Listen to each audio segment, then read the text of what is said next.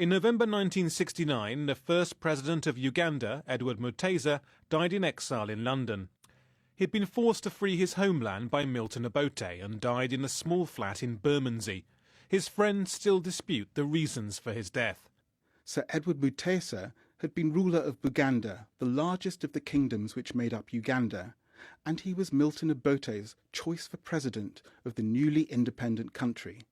Dubbed King Freddie by the press, the Kabaka had been educated at Cambridge University and had been an officer in the British Grenadier Guards before taking on his duties in Uganda. But in 1966, Prime Minister Obote promoted himself to the presidency and moved to abolish the old kingdoms. He ordered an attack on the Kabaka's palace, led by a new army commander, Idi Amin. The fires have died down now on the hill over there where the palace buildings stand, and the shooting seems to have stopped, unless you actually try to get up to the palace, and then you find roadblocks of overturned lorries and trees, and above the thunder you can quite often hear the occasional shot.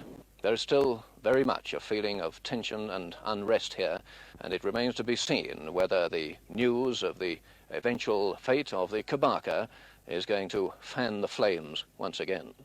The Kabaka escaped over the palace wall and began his journey into exile.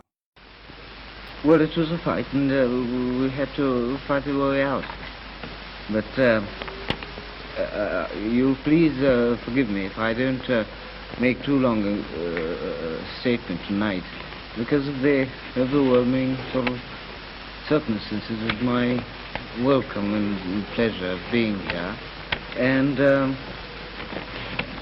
that I've been to sort of a long sort of harassing experience. But I have recently had a trying experience. I hope that you will forgive me if I make this short.